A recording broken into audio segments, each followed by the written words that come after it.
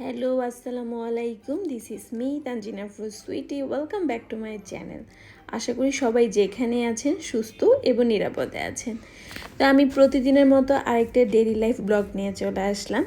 So আজকে ব্লগটা আমি শুরুতেই দুটো পাখি দেখাচ্ছি। এই দুটো পাখির নাম হলো বাজিত পাখি। সো রাসেল ভাইয়ের ছেলে মেয়ে দুটো পাখিকে ওরা বড় করছে, অনেক আদর করে। সো ওরা যখন শুনলো যে আন্টির মন খারাপ, আমার মন খারাপ, আমাকে ওরা আন্টি বলে, তো ওরা নিয়ে আসলো আমাকে পাখি দুটো দেখার জন্য। সো আমার খুবই ভালো লেগেছে, অ্যাটলিস্ট কালারটা দেখে তো মনটা একদমই ভরে গেল। আর চোখগুলো মাশাল্লাহ এত সুন্দর। সো খুব ভালো লাগলো, ভাবলাম যে আপনাদের সাথে একটু শেয়ার করি। আর কেন মন খারাপ সেটাও আপনাদের সাথে শেয়ার করব, যেহেতু আমি যখন ইউটিউবে আসি, আমার ডেইলি লাইফ ব্লগ যখন শেয়ার করি, আমি টুকিটাকি যা করি বা যা আমার আপনাদের সাথে শেয়ার করা উচিত সব কিছুই শেয়ার করি। সো আজকেও বলবো কেন মনটা খারাপ আসলে। তো এই তো দেখুন ব্লগটা। আর পাখিগুলোর সাথে তো খুবই ভালো লাগছে, আমি একটু কথাও বলে নিচ্ছিলাম আর ওদের খাবার সম্পর্কে জিজ্ঞেস করছিলাম। বললো যে আন্টি সবই খায়। সূচনা এদিকে আমাকে বললো যে পাখিগুলোর নাম এখনও রেডি করে নেই, কারণ ওরা নাকি নাম খুঁজে পাচ্ছে না। তো এটা নিয়ে একটু হাসাহাসি করলাম যে তোমরা কি পাখির আকিকা দিবে। তো ওরা পাখি নিয়ে নিচে চলে গেল, আম্মু আমাকে বললো যে নাস্তা করতে আসতে। তো প্রতিদিন যেহেতু কোরবানি হয়েছে, সো প্রতিদিন কিন্তু সকালে পরোটা, চালের রুটি বা আটার রুটি, সাথে গরুর মাংস, কলিজা, মগজ ভুনা, এগুলো খেতে খেতে একদমই বোর হয়ে গিয়েছিলাম। সো আম্মু বুঝতে পেরেছে, কারণ খেতে যাচ্ছিলাম না। তো আম্মু সকালবেলা উঠে একদমই ভাত ভাজি করলো। তো এই জিনিসটা আমরা একটা টাইমে টিফিনে অনেক নিতাম, কারণ বৃত্তি কোচিং করতে হতো। সো অনেকক্ষণ টাইম থাকতে হতো স্কুলে।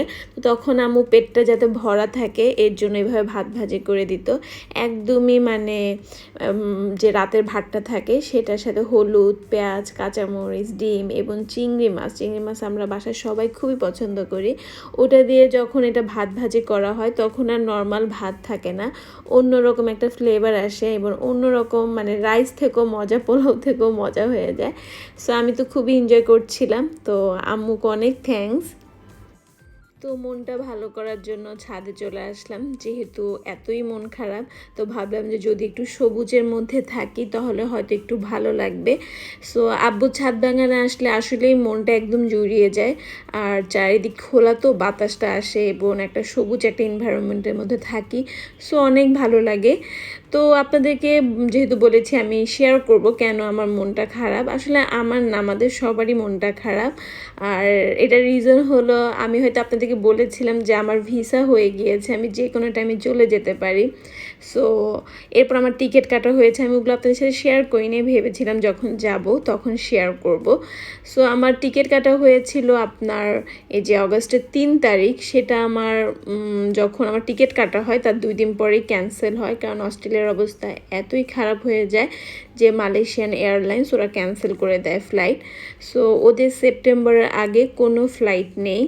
তো যখন ক্যান্সেল হয়ে যায় তখন আমার হাজব্যান্ড আবার এমিরেটসের এয়ারলাইন্সের টিকিটটা কাটে। সো ওরা 3 তারিখেই ডেট দেয়, বাট 3 তারিখ যখন অস্ট্রেলিয়া থেকে আবার ওদের যে লকডাউন সেটার টাইম বাড়ানো হয়, তখন ওরা 3 তারিখের বদলে 10 তারিখে নিয়ে যায় আমার ফ্লাইটটা। সো 10 তারিখ এই যে এখন আসে নেই। তো আমি এখন ভিডিওটা যেহেতু রেকর্ড করছি, সো যেহেতু 10 তারিখ এখন আসে নেই তাই বললাম। তো এখন কিছুদিন আগে গতকালকে আমি আবার জানতে পারি যে অস্ট্রেলিয়াতে কারফিউ দিয়ে দিয়েছে। ওদের টোটালি সব কিছু অফ, ওদের বর্ডার অফ, ওদের বাসা থেকে বের হওয়া মানা, একদম টোটালি। অস্ট্রেলিয়া মেলবোর্নের কথা বলছি, মেলবোর্নের অবস্থা এতই খারাপ। সো এমিরেটসে আমার হাজব্যান্ড আবার কল দেয়, ওদের সাথে অনলাইনে যোগাযোগ করার ট্রাই করে। পরে ওরা ফাইনালি বললো যে ওদের 10 তারিখে যে ফ্লাইটটা ছিল ওটা ওদেরকে ক্যান্সেল করতে হবে। সো সেপ্টেম্বরের আগে ওদের আর কোনো ফ্লাইট নেই।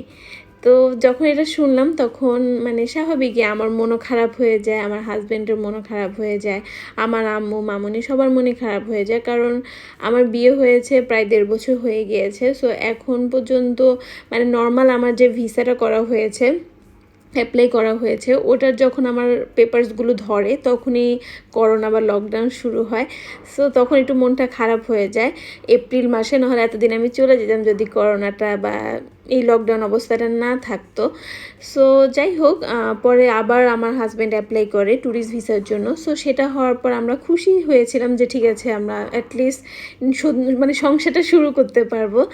সো হলো কি, সব কিছু রেডি, আমার হাজব্যান্ড নিউ বাসায় নিয়েছে, সব কিছু সুন্দরভাবে গুছিয়েছে যে আমি আসবো। আমাদের সুন্দরভাবে সব কিছু ওখানে সেট আপও হয়ে গিয়েছে। আমার ভিডিওর জন্য ও অনেক কিছু সব কিছু অ্যারেঞ্জ করেছে। সো এখন আমাদের একটা প্ল্যান ছিল, সেই প্ল্যানটা যখন এভাবে ভেঙে যায় তখন কিন্তু একটু কষ্ট লাগেই। সো তবু আলহামদুলিল্লাহ, আমরা আল্লাহর কাছে শুকরিয়া, হয়তো এটার মধ্যেও ভালো কিছু আছে, হয়তো না অবশ্যই আছে, যেহেতু আল্লাহর ইশারা ছাড়া তো কোনো কিছুই হয় না। সো আমরা এটাকে ধরেই নিয়েছি, এটা আমাদের জন্য ভালো কিছু আছে। এবং আমার মামুনি আমাকে ফোন করে বলেছে যে মা, তোমার যখন রিজিকে আসবে তুমি তখনই যাবে।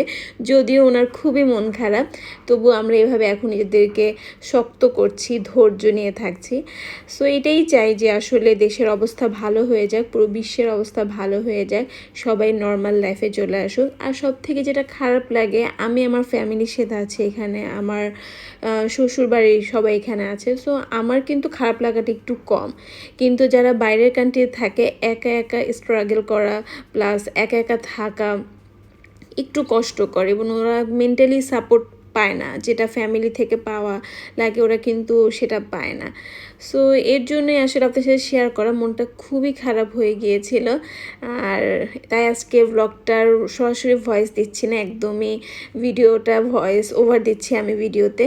আর আমার গলাটা এরকম ভার ভার হয়ে আসছে, কারণ আমার আসলে খুবই খারাপ লাগছিল। তো এরই মাঝে ছাদের মধ্যে এরকম মানে ধুন্দুল একটা আরও কিছু বরবটি ছিল, আমি নিয়ে এসেছি, কারণ যেহেতু মাংস খেতে খেতে একদমই বোর, আর আম্মু একটু টুকিটাকি সবজি দিয়ে মাছ তরকারি করে, সো ওই তরকারিটা খেতে খুবই ভালো লাগে, তাই আসলে নিয়ে আসা। আর আম্মু তো দেখে খুবই পছন্দ করেছে, আর একদমই ফ্রেশ ফ্রেশ সবজি। সো ভাবলাম যে আপনাদের সাথে একটু শেয়ার করি। আলহামদুলিল্লাহ সব কিছুর জন্য আল্লাহর কাছে। সো এই তো আপনারা এখানে দেখছেন মিস্টার মানিকের ফুড। মিস্টার মানিক থেকে আম্মু যখন দেখলো আমার মনটা খারাপ, তখন সে বার্গার অর্ডার করলো। তো আম্মু মাঝে মাঝে আমাকে একটু চিল রাখার জন্য, একটু মানে আমি যেহেতু বাইরে খাবার পছন্দ করি, সো আমাকে এনে দেয়।